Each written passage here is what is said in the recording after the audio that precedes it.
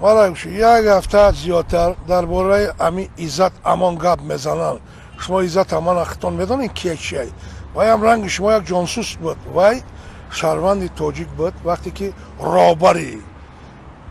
در فدراسیون روسیه رابری بچه‌هایی بود که بچه‌های تاجیک در رابر کابت کار میکرد سوسو میکرد برای منفعت دولت برای خودش. بعد شما اینا گرفتین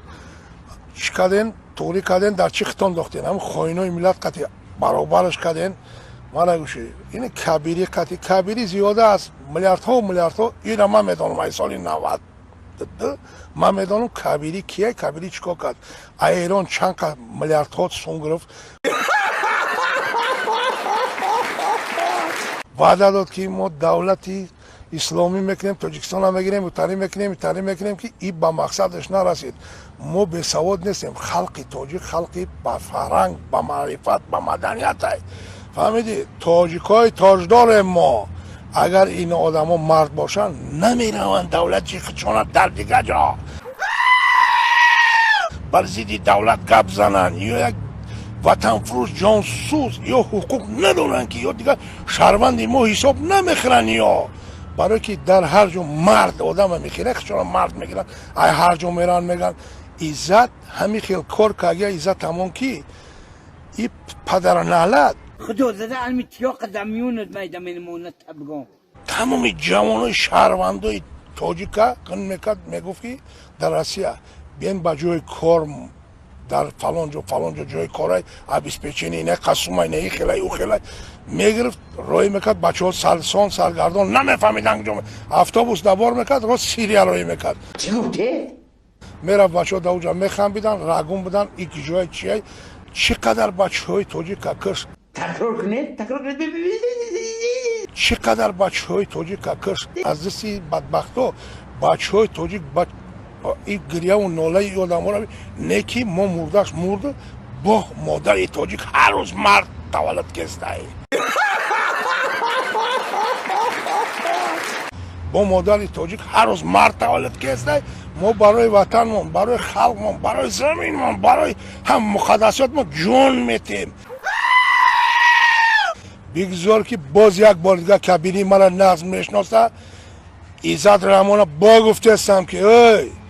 بدبختا بس کنین بدبختی تانه چقدر بچه ها را در فتنه داختین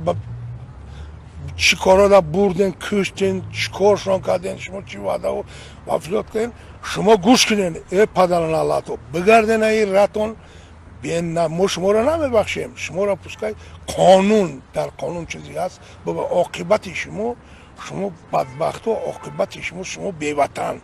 بی خانه بی زمین کجمنچی شما را تاجیک گفتن تاجیک که نام تاجیک باشه باید ناموس داشته باشی نره در برآمد کنی خیلی گپا را بزنی باز یک بار دیگه شما را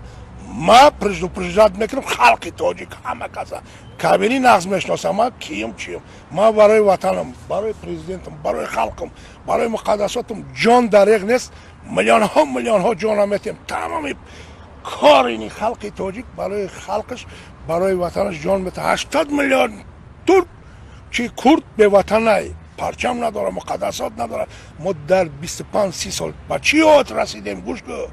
علم و فرهنگ و مدنیت خانه سازی و پیشروی ما اگر ما همین تنجی یک پیتلت که دیگه باشه ما با قله های بلند میرسیم